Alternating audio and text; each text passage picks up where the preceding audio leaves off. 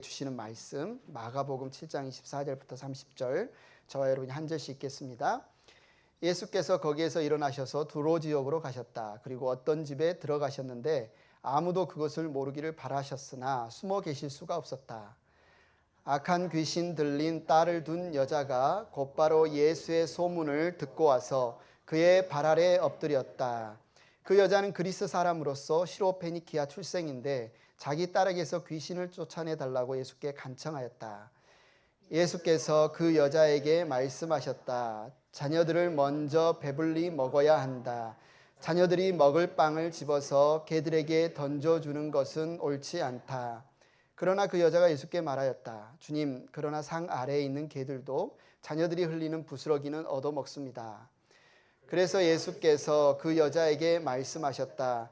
내가 그렇게 말하니 돌아가거라. 귀신이 내 딸에게서 나갔다. 같이 읽겠습니다. 그 여자가 집에 돌아가서 보니 아이는 침대에 누워있고 귀신은 이미 나가고 없었다. 아멘. 자리에 앉으시기 바랍니다. 엉뚱한 설문조사 이런 거 있잖아요. 그거 한번 하고 싶어요. 여러분 속마음을 알 수 있다면. 여러분이 교회에 딱 오시면 항상 예배당에 오시면 딱 기도를 하시잖아요. 어떤 분들 기도를 하시는데 어떤 기도를 하실까 궁금합니다.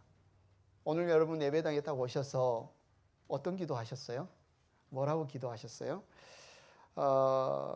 아마 어떤 분들은 세상에서 내가 참 부끄럽게 살았는데 하나님 앞에 서기가 참 민망한데 하나님 죄송합니다. 내가 죄인입니다. 제 죄를 용서해 주십시오. 이렇게 회개 기도를 하시는 분들이 종종 있지 않을까. 물론 하나님 앞에 진실하게 기도하는 것은 너무나 중요하고 성경에 나오면 세리가 가슴을 치면서 고개도 못 들고 하나님 앞에 기도하는 그 장면을 예수님이 기뻐하셨잖아요. 그래서 하나님이 그 기도를 받으셨다. 이렇게 예를 들어주시는데 그런데 그런 세리의 기도처럼 우리가 회개 기도하는 진실하게 기도하는 그것이 아니라 우리가 기도할 때 혹시나 이런 마음이 있지는 않은가 한번 생각을 해보는 거예요. 내가 참 부끄럽다. 하나님 앞에 서기가. 내가 하나님 앞에 나아가기가 참 부끄럽다. 그런 마음에 내가 조금 더 성경을 읽었으면 내가 조금 더 기도를 했으면 내가 막 좀 거짓말 안 하고 내가 다른 사람들에게 좀 더 나이스했으면 오늘 예배당에 나와서 예배 드릴 때 좀 덜 부끄러웠을 텐데 내가 하나님 앞에 좀 더 당당하게 설 수 있었을 텐데 이런 생각이 들지 않습니까? 만약에 그렇다면 그 생각이 이면에는 또 어떤 생각이 있을 수 있는 거예요? 나 이번 주에 잘 살았어. 나 거짓말도 안 했어. 나 참 사람 나이스했어.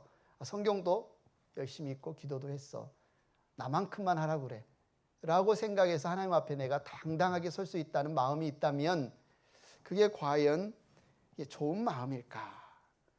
하나님, 저 정도면 하나님 앞에 좀 설 수 있지 않겠습니까? 당당하게 설 수 있지 않겠습니까? 그리고 우리의 신앙의 목표를 하나님 앞에 부끄러움 없이 서는 것, 하나님 앞에 내가 당당하게 설 수 있는 것, 그걸 위해서 내가 신앙생활을 한다고 한다면 이게 과연 올바른 태도인가? 성경이 우리에게 권면하는 태도인가? 한번 살펴봐야 된다는 거죠. 성경에 나오는 어떤 인물하고 정말 비슷해요. 누구요?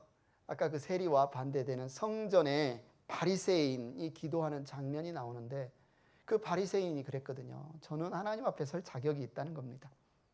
저는 기도도 열심히 했고요. 헌금도 열심히 드렸고요. 힘든 사람들도 열심히 도왔고요.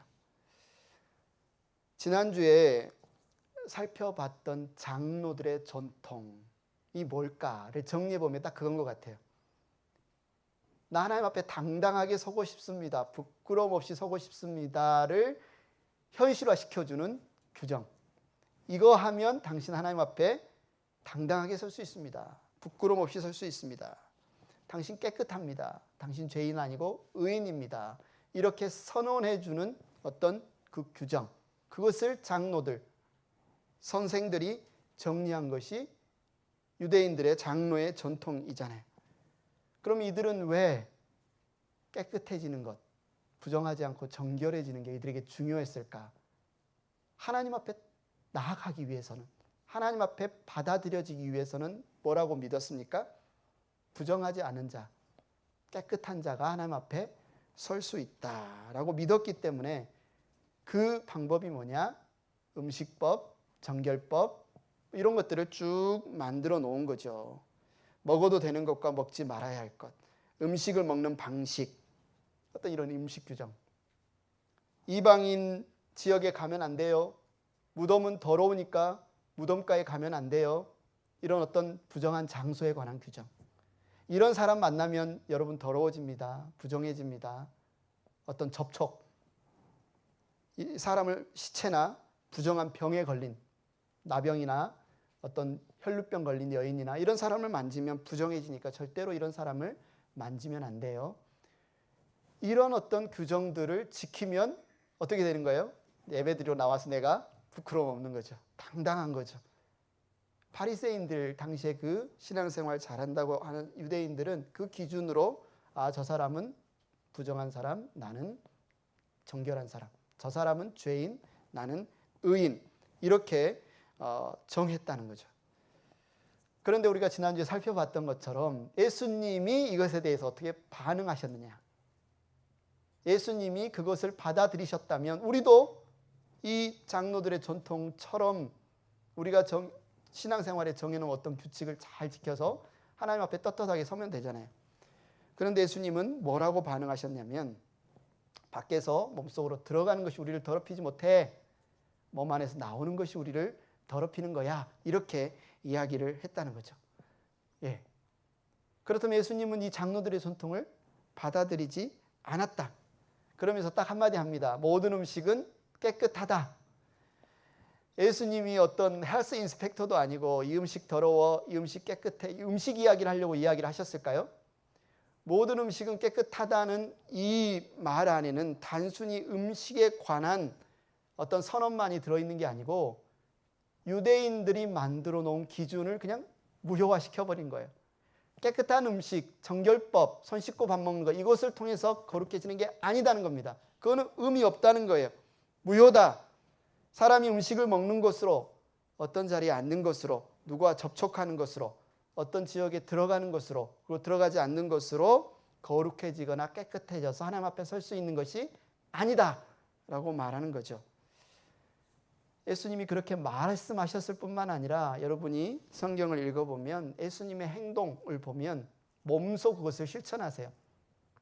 마가복음 1장에 보면 당시 유대인들이 부정하다, 더럽다.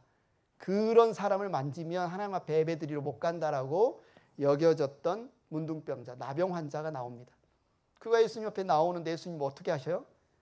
손으로 만져요. 만져서 고쳐주세요.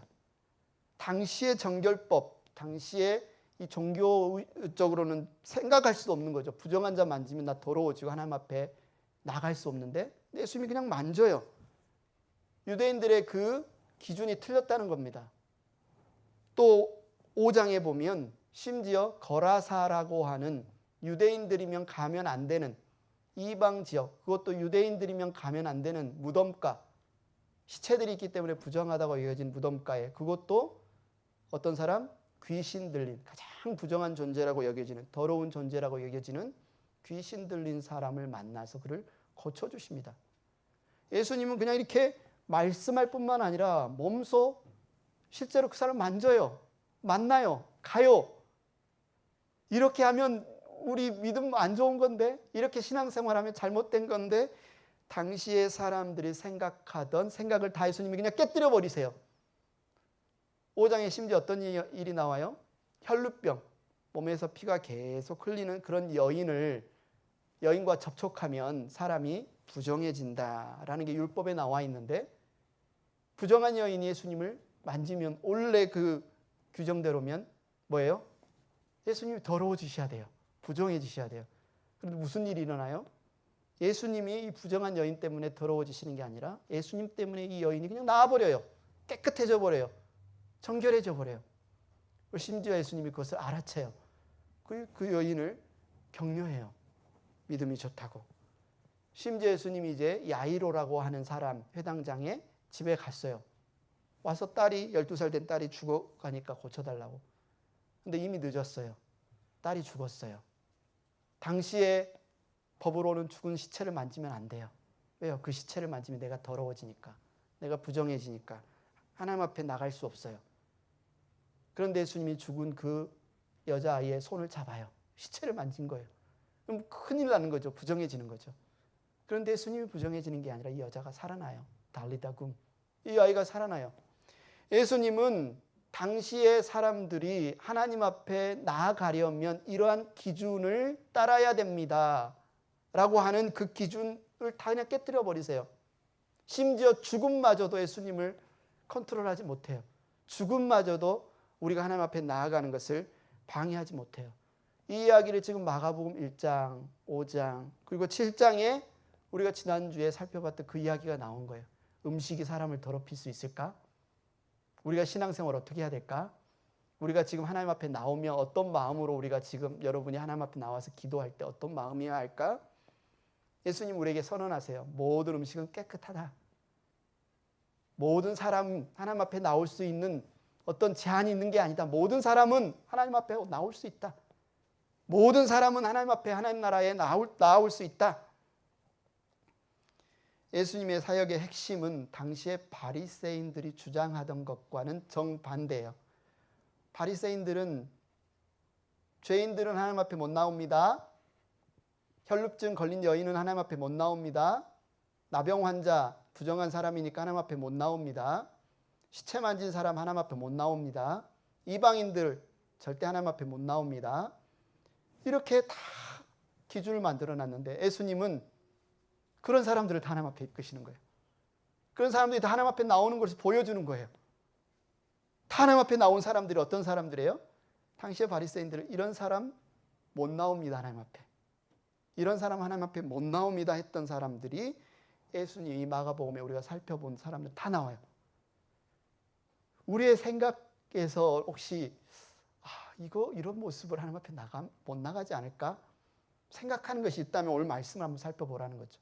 성경에 나온 예수님의 이 모습을 한번 살펴보라는 거죠. 혹시 우리가 이런 사람 하나님 앞에 못 나와, 이런 사람 우리 교회 못 나와, 이런 사람 하나님 만나주지 않아라고 생각하는 사람이 있다면 한번 오늘 말씀을 살펴보라는 거죠.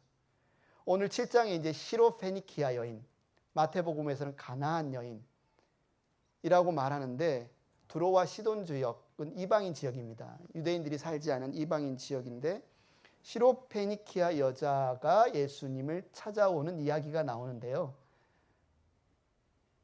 이 여자가 이곳에 등장하는 것이 어쩌면 이 부정함, 이 더러움, 절대로 당시 유대인들이 하나님 앞에 나아갈 수 없는 사람의 최고봉이라고 생각했던 사람이 시로페니키아 여자예요. 왜냐하면 이방인 하나님 앞에 못 나가. 그것도 심지어 여자가 유대인 남자를 만날 수 없고. 그런데 이방인이면서 여자가 예수님 앞에, 하나님 앞에 나아가는 모습이 오늘 이야기에 나오는 거예요. 절대로 너무너무 부정해서, 너무너무 더러워서 절대로 하나님 앞에 그 있는 모습 그대로는 나아갈 수 없다고 생각했던, 심지어 저들은 개와 같다라고 멸시했던 그 사람의 최고봉, 그 여인이 바로 시로페니키아 여인이라는 거죠. 여자가 당시 남자를 함부로 만나는 것은 불법. 그런데 이방인이 유대인을 만나는 것도 불법. 그런데 이방인 여자가 유대인 남자를 만난다? 그래서 말을 걸고 이야기한다? 완전 불가능한 이야기라는 거죠. 그런데 그 여인이 예수님을 만난 이야기가 마가복음 7장에 딱 등장하는 것이 별일 아니다. 그냥 그런 일이 있었나 보다 라고 우리가 볼 이야기가 절대로 아니다는 겁니다. 예수님은 당시 유대인들이 가장 꺼리는 이 여자, 이방인 여자와의 만남의 사건을 통해서 우리에게 하시고 싶은 이야기가 있다는 겁니다. 저와 여러분에게 하시고 싶은 이야기가 있다는 거예요. 자, 여러분 이방 여자의 입장에 한번 대해보세요. 다 알고 있어. 이방 여자는 여자로서 남자를 만나는 건 안 돼. 그것도 이방인으로서 유대인을 만나는 건 안 돼. 그런데 이 어려운 걸 해내야 되는 거예요. 지금 이 여자는 이방 여자는 가장 이 어려운 것을 해내야 되는 거예요. 더군다나 오늘 24절에 보니까요. 이곳은 두로와 시돈 땅이기 때문에 예수님이 어떻게 그곳에서 활동하셨냐면 아무도 예수님이 그곳에 계시는 것, 머무는 것을 알기를 바라지 않으셨다. 몰래 숨어서 지금 활동하셨다고요. 두로와 시돈에 가신 이유는 명확하게 우리는 알 수 없지만 적어도 지금 공개적으로 사람들 앞에서 가르치시고 공개적으로 병자들을 치료하시고 고치시는 사역을 위해서 지금 두로와 시돈을 방문하신 것은 아니었다. 24절에 보니까 어떤 집에 들어가셨고 아무도 그것을 모르기를 바라셨다. 이방인 여인으로서 유대인 남자를 만나기도 힘든데 예수님이 그것도 비밀리에 활동하고 있는 것을 이 여자가 만나야 된다. 어떻게 이게 가능할까요? 그런데 오늘 성경에는 그 불가능한 일이 가능한 이야기가 나오는 거 아닙니까? 드디어 이 여인이 어떻게 수소문했는지 이 예수님을 찾았습니다. 그리고 예수님 앞에 엎드리고 예수님께 딸에게 더러운 귀신을 쫓아달라고 간청합니다. 이 여자가 왜 예수님을 이렇게 찾았을까?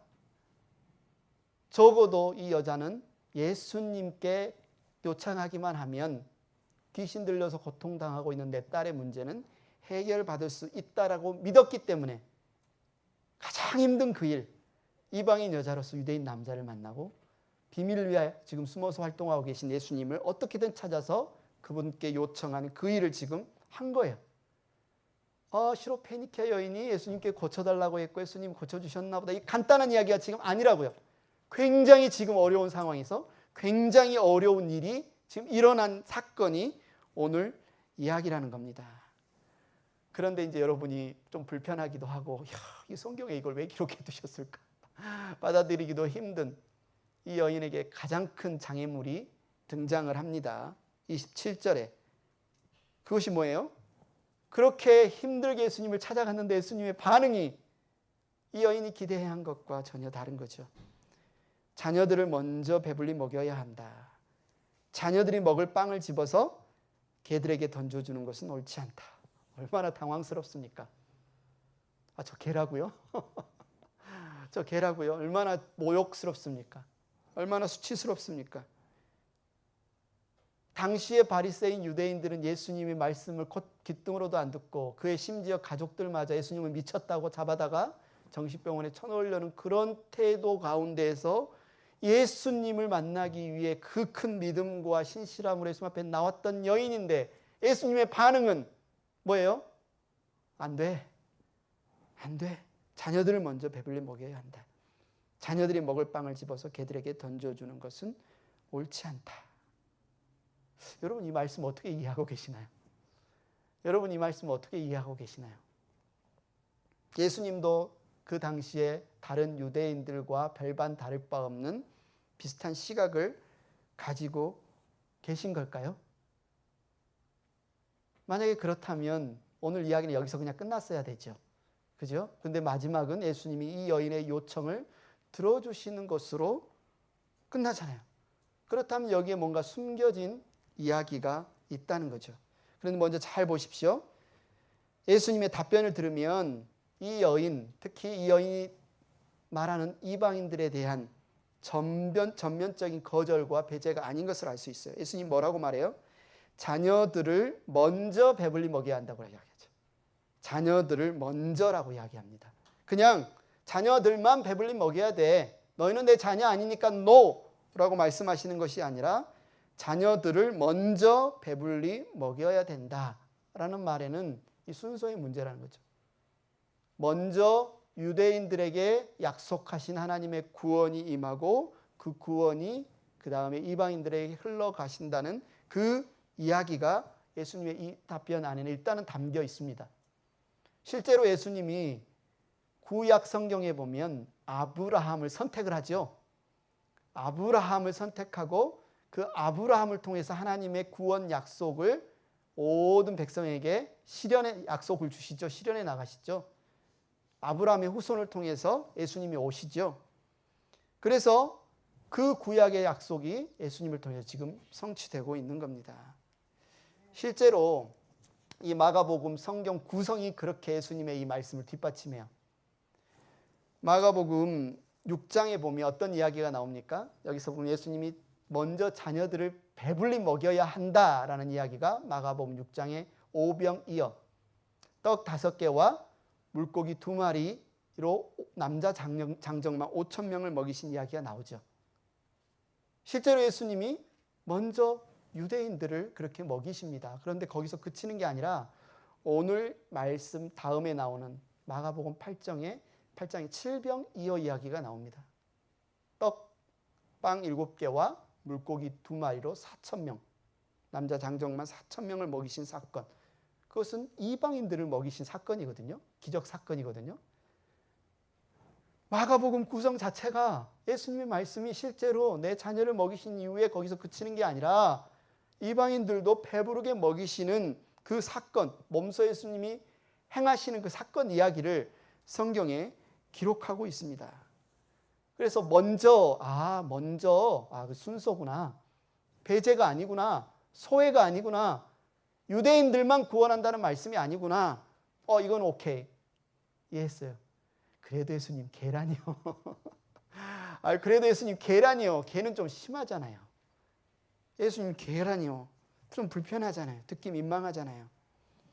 그런데 우리가 지금 마가복음 7장까지 오기에 예수님의 행적을 쭉 살펴보면 예수님의 이 말씀에 표현된 이 뉘앙스가 전부가 아니구나. 예수님이 지금 이방인들을 지금 배척하거나 배제하는 게 아니구나. 예수님이 이 말씀을 하시는 이유가 있겠구나.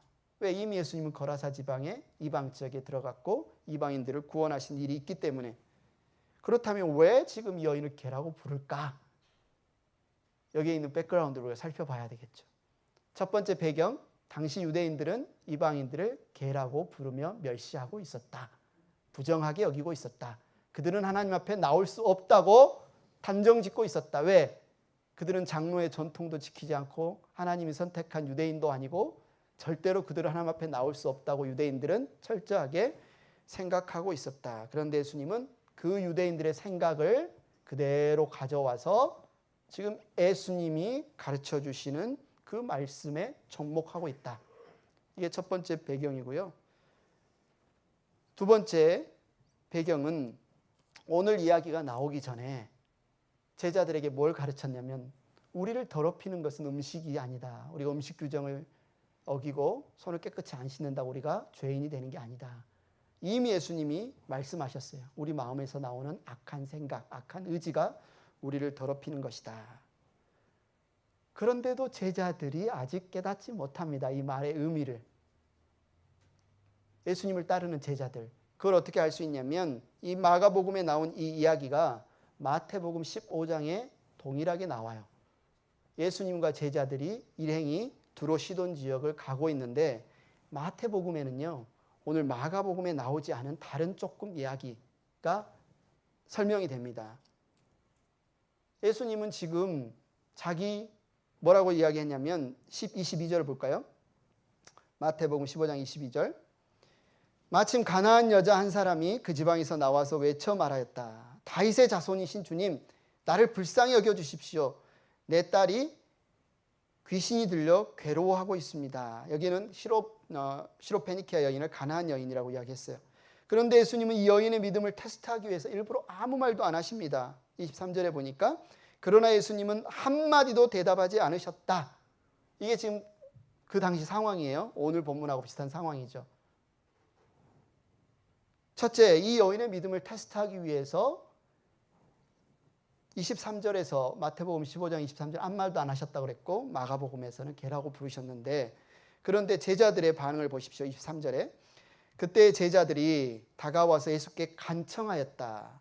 저 여자가 우리 뒤에서 외치고 있으니 그를 안심시켜서 떠나보내 주십시오. 여인 우리 딸 좀 고쳐주세요. 귀신 들려서 너무너무 고통당하고 있는 딸 도저히 못 보겠습니다. 예수님 고쳐주세요. 외치고 있는데 이것만 보면 야 제자들이 더 낫네. 제자들이 예수님보다 더 이 여인을 불쌍히 여기네. 더 긍휼히 여기네. 그런 것 같은데 잘 보십시오. 이 제자들의 말에 저 여자가 우리 뒤에서 외치고 있으니 그를 안심시켜 떠나보내 주십시오. 저의 해석은 이렇습니다.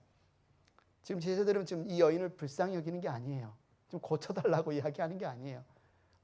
부정한 여인이 부정한 땅에서 지금 몰래 지금 움직이고 있는 예수님 일행을 지금 뒤에서 다윗의 자손 예수여라고 외치면서 가까이 바짝 따라붙고 있으니 예수님 어떻게든 안심시켜서 괜찮아 가라고 좀 내쫓아 주십시오. 우리 좀 떠나게 해 주십시오. 지금 그걸 요청하는 거예요.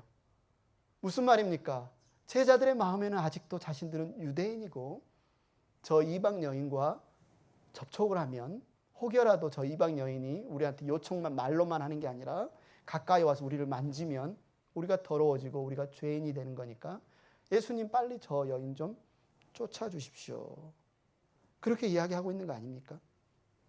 예수님은 이미 음식이 사람이 더러운 사람이 부정한 음식이 어떤 의식이 우리를 더럽히는 거 아니야 라고 말했는데도 그렇게 예수님 가까이에서 예수님을 따르고 있는 제자들은 여전히 그 생각에 갇혀 있는 거예요. 갇혀 있는 거예요. 예수님은 그걸 지금 깨뜨리시는 거예요. 너희들이 가장 부정하다고 생각하는, 입 밖으로는 안 꺼냈지만 마음속으로서 개라고 생각하는, 심지어 제자들마저 개락하고 생각하는 그 여인의 입에서 나오는 신앙 고백, 그 무시와 멸시를 뚫고 나오는 신앙 고백, 주님이라는 그 신앙 고백을 통해서 제자들에게 정말 하나님 앞에 나올 수 있는 자는 누구인가? 누구든지 하나님 앞에 나올 수 있다라는 사실을 가르쳐주기 위해서 이 퍼포먼스를 지금 하고 계시다는 거예요. 마태복음은요, 유대인들을 위해서 쓰여졌습니다. 마태복음 15장을 읽으면서 유대인들은 어떤 생각이 들었을까요? 유대인 독자들은 마음속에 자신들은 깨끗하고 이방인들은 더러운 개와 같다고 생각했던 유대인들은 이 마태복음 15장을 들으면서 어떤 생각이 들었을까요? 여러분 생각해 보십시오. 나는 개라고 생각하는, 나는 저런 사람하고는 절대 같이 교제하지 못하고 같이 예배드리지 못하고 같이 신앙생활하면 안 돼라고 생각하는, 그렇게 생각하고 있는 유대인들이 마태복음 15장 예수님의 이 이야기를 들으면서 어떤 생각이 들었을까? 여러분 마가복음은요, 제가 이 마가복음 설명을 드렸던 건 이방인들을 위해 쓰여졌습니다. 그러면 나는 이방인이에요. 유대인들이 생각하는 더럽다고 생각하는, 부정하다고 생각하는, 하나님 앞에 나갈 수 없다고 생각하는 이방인들이 마가복음 이 7장의 이야기를 들었을 때, 이 시로페니키아 여인의 이야기를 들었을 때 어떤 생각이 들었을까요? 어떤 마음이 들었을까요? 예수님의 이런 테스트의 이방 여인의 반응을 보십시오. 28절. 주님, 그러나 상 아래에 있는 개들도 자녀들이 흘리는 부스러기를 얻어먹습니다. 주님이라고 부릅니다. 한글 성경에서는 주님, 영어 성경에서는 Yes, Lord. 이 마가복음이 처음에 최초로 기록된 그리스어에서는 Kyrie, Lord, 주인님이란 뜻인데요. 마태복음에 보면 이 Lord라는 말이 자주 나옵니다. 그것은 예수님이 정말 하나님의 아들이시고 그리스도시고 구원자라고 믿는 사람들이 주는 그리스도시요 하나님의 아들이십니다. 베드로 고백할 때 그 Lord예요. 그런데 이 마가복음에는 딱 한 번 나와요. 누구의 입을 통해서요? 이 시로페니키아 여인의 입을 통해서 마가복음에서는 주님이라고 고백하는 장면이 딱 여기서 한 번 나와요. 이 마가복음 7장의 시로페니키아 여인이 예수님 앞에 나아갔고 예수님을 만났고 예수님을 주님이라고 부르시는 사건이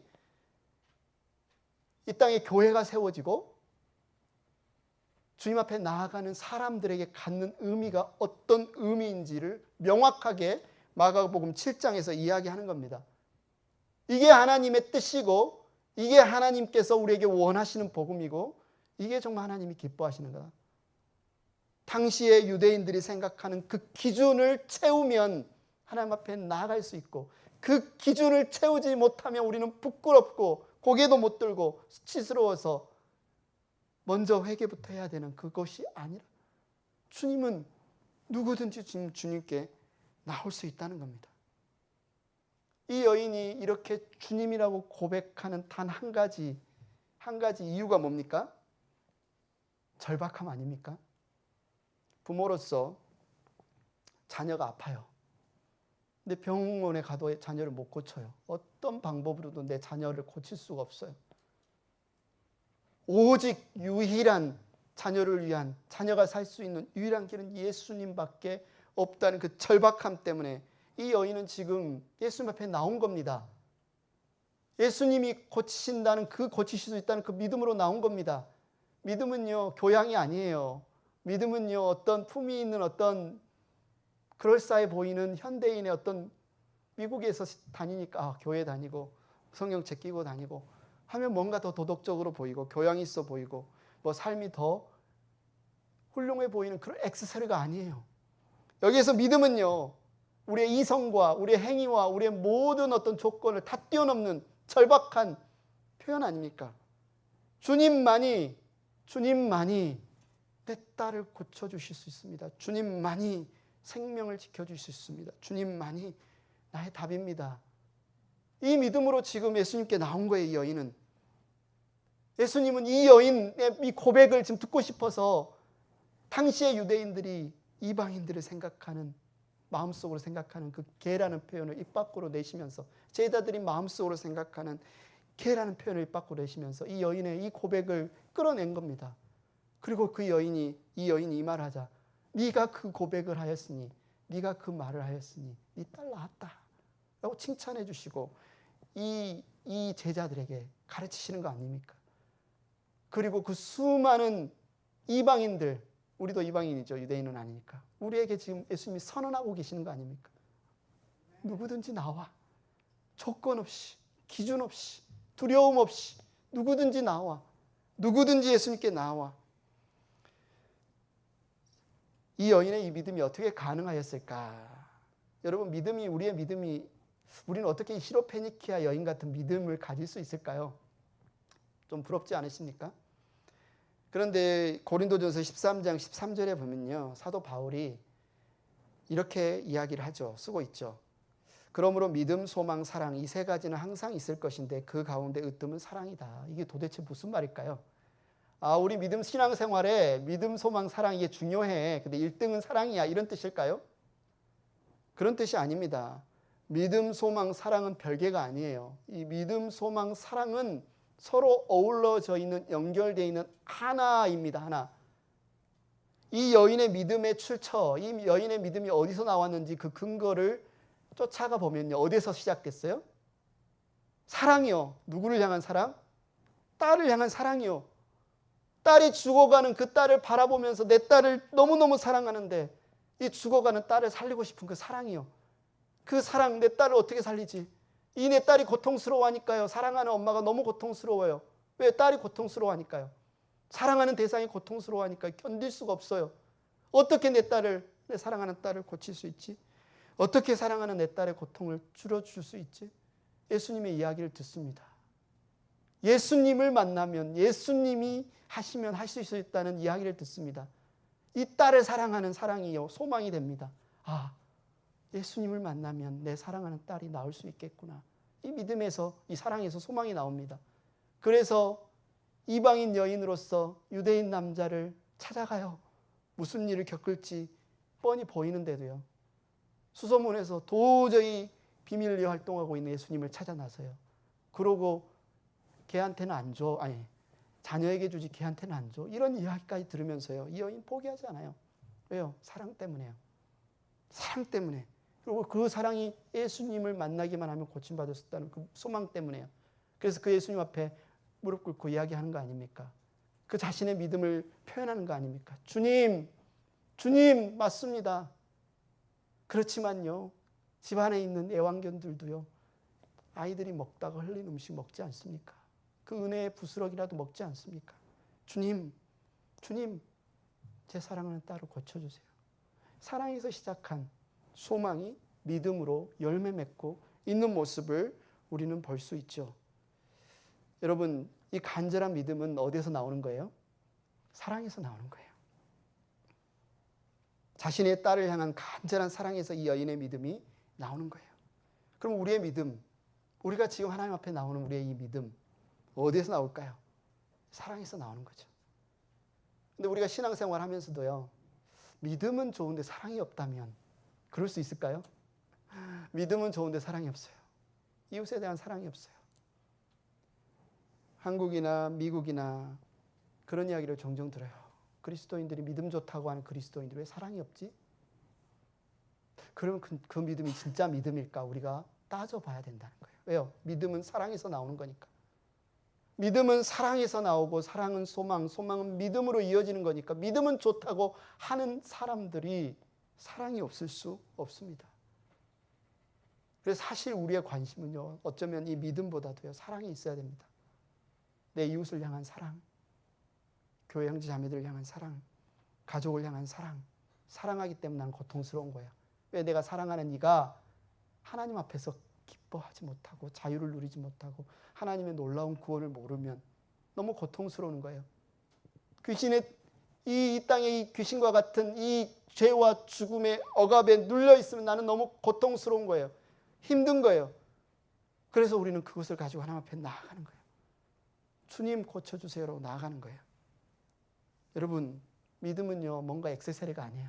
신앙생활 5년 했더니 10년 했더니 집사가 되더니 목사가 되더니 믿음 좋다 자랑하려고 우리가 믿음 있는 게 아니에요. 이 사랑 때문에 우리는, 이 사랑의 고통 때문에 하나님 앞에 믿음으로 나아가는 거예요. 이 말씀의 거울 앞에서 우리 자신을 한번 비춰봐야 됩니다. 우리 자신의 현재 모습을 한번 비춰봐야 돼요. 두 길이 있어요. 좀 전에 찬양하니까 우리가 걸어갈 때 길이 된다고 했는데 우리의 신앙생활을 성경은 walk, 믿는다라는 표현도 있지만 함께 걷는다라는 표현을 합니다. 그러면 여러분, 이 말씀 앞에 여러분 누구와 함께 걷고 있어요? 바리새인들의 기준과 함께 걷고 있습니까? 장로들의 전통과 함께 걷고 있어요?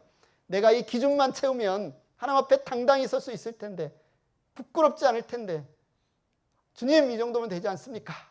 기쁘게 신앙생활할 수 있을 텐데, 장로들의 전통과 기준과 함께 여러분 걷고 있습니까? 아니면 예수님의 이 말씀, 수고하고 무거운 짐진 자들은 모두 내게로 오너라, 내가 너희를 쉬게 하겠다. 예수님이 손수 나병 환자를 만지고 혈병 환자를 만지고 무덤가에 가고 귀신 들린 자를 만지고 죽은 시체에 손을 만지고, 그래서 당시에 종교인들이 주장하던 그 기준을 다 깨뜨려 버리시면서까지 수고하고 무거운 짐진 자들 그냥 나와, 누구든지 다 나와, 그 절박함으로 그냥 나와, 나를 만져, 나를 만나, 내가 너희에게 안식을 줄게, 회복을 줄게, 쉼을 줄게. 이 믿음으로 지금 여러분 신앙생활을 하고 계십니까? 아니면 이 전통, 바리새인들의 이 기준, 예수님이 깨뜨려 버리신 이 기준을 여러분 다시 세우고 있지 않느냐?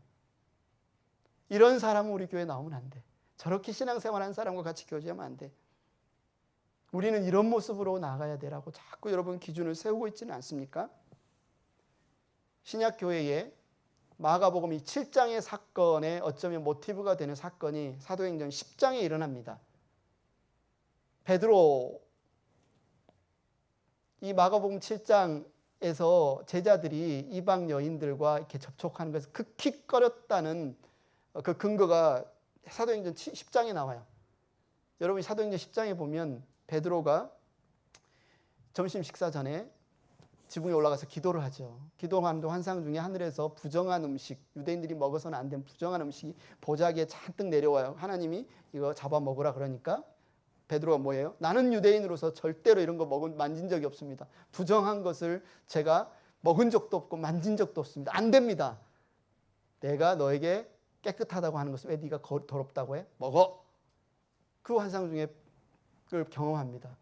이것이 베드로에게는 무슨 이야기로 나오냐면 이방인 고넬료가 보낸 사람, 하나님이 저에게 천사를 통해서 당신을 초청해서 말씀을 들으라고 했습니다. 이 사건과 딱 접목이 돼요.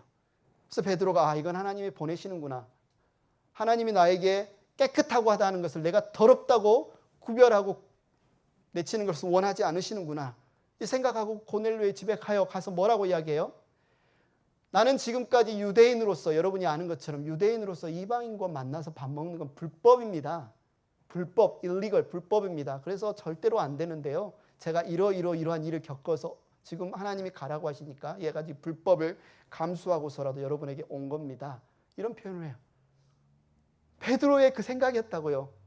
예수님의 수제자, 이미 지금 성령의 강림, 임함을 경험하고 나서도 지금 아직까지 이런 생각에 사로잡혀 있었던 이 베드로의 생각을 다 깨뜨리시면서 하나님이 교회에 하신 말씀이 부정하고 깨끗한 것이 따로 구별되어 있지 않다는 거예요. 그래서 사도행전 10장 34절 35절 같이 한번 읽어볼까요? 시작.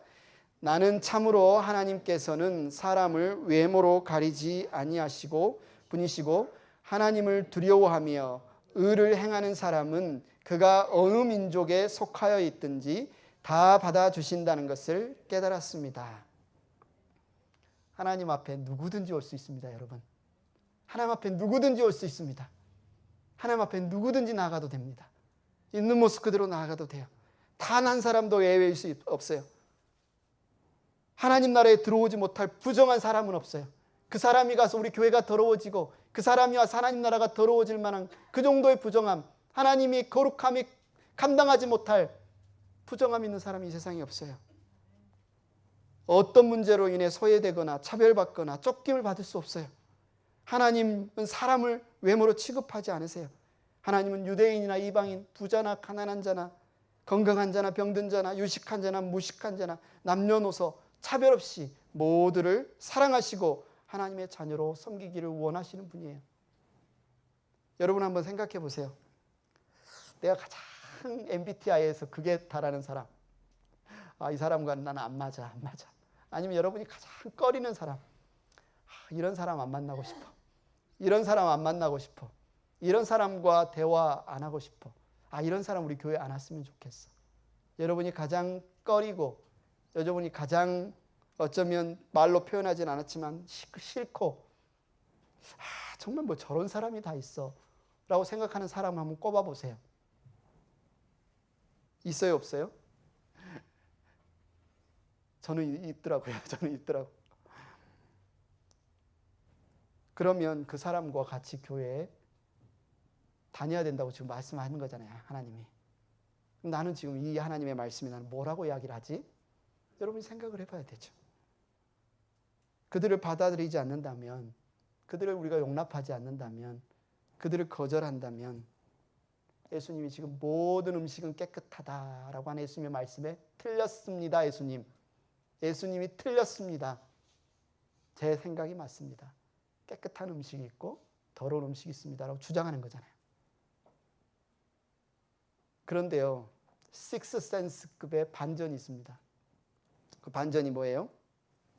여러분이 생각하는 그 가장 좀 꺼리는 사람, 가장 더러운 사람, 가장 안 만나고 싶은 사람, 가장 좀 피하고 싶은 사람, 그 사람이 누구였다? 알고 보니 나였다. 브루스 윌리스의 식스센스에서 누가 귀신이었어요? 영화에 보면 브루스 윌리스는 그 아이 소년이 영화 안 보셨구나. 귀신인 줄 알고 막 무서워하고 피해 다니는데 그 영화 본 사람들이 막 스포일 하잖아요. 브루스 윌리스가 귀신이다. 알고 보니 자기가 귀신이었다.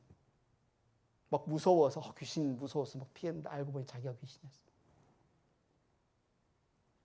가장 포용하기 힘든 사람, 가장 하나님 앞에 나아갈 수 없는 사람, 가장 어떤 하나님의 교회 공동체에 맞지 않은 사람이 사실은 내가 가장 꺼리는 그 사람이 아니라 누구였다?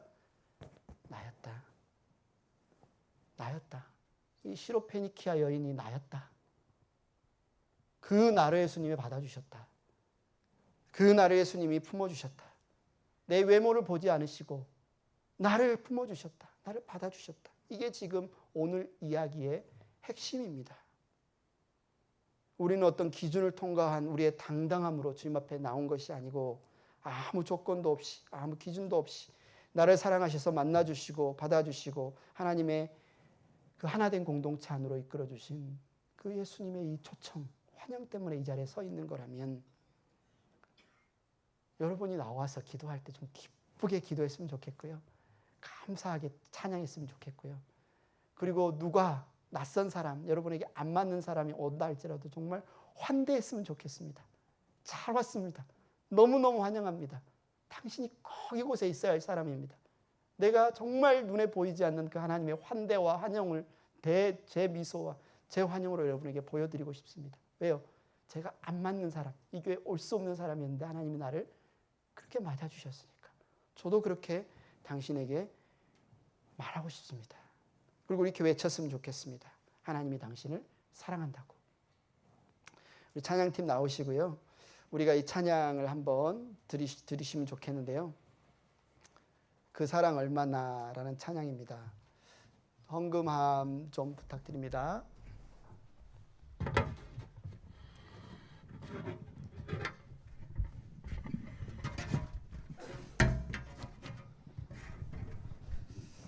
오늘 말씀처럼 저와 여러분 안에 이 사랑이 자라갔으면 좋겠고, 이 사랑이 정말 주님을 붙잡고 주님을 구하는 믿음으로 표현되었으면 좋겠습니다. 이 시간 다 같이 찬양하겠습니다.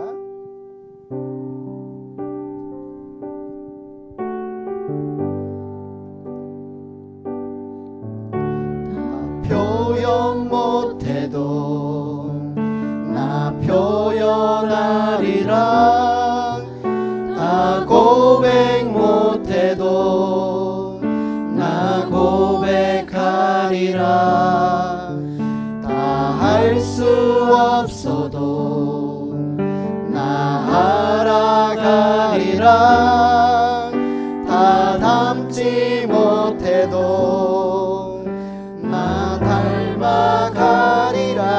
다 표현 못해도 다 표현 못해도 나 표현하리라.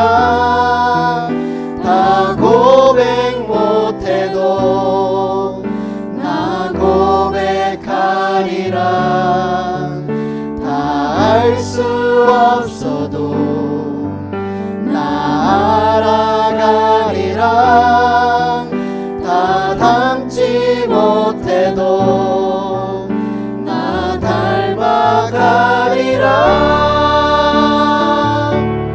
그 사랑 얼마나 아름다운지,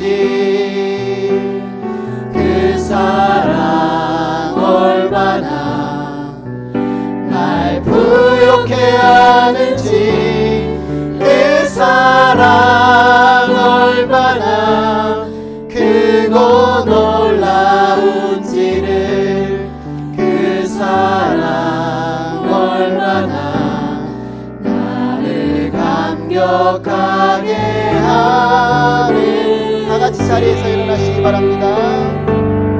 그 사랑 얼마나 아름다운지,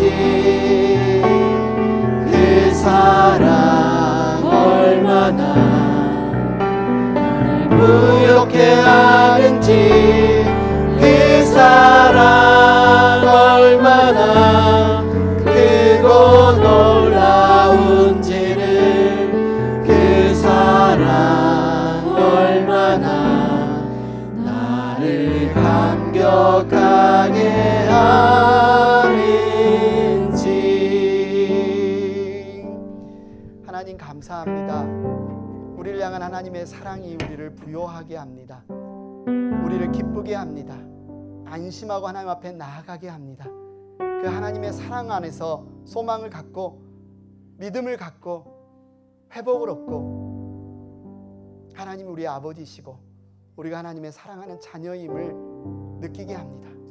내 앞에 있는 타인이, 내 앞에 있는 가족이, 교회 형제 자매들이, 이웃이 나의 원수, 나의 적이 아니라 하나님 안에서 한 형제이고 친구이고 나와 하나 된 자임을 보게 하시니 감사합니다.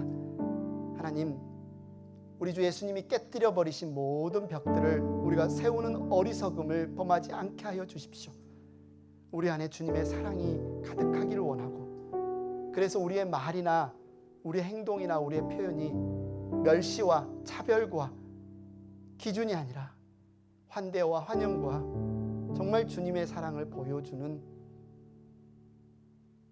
친절이 될 수 있도록 우리를 품어주시옵소서.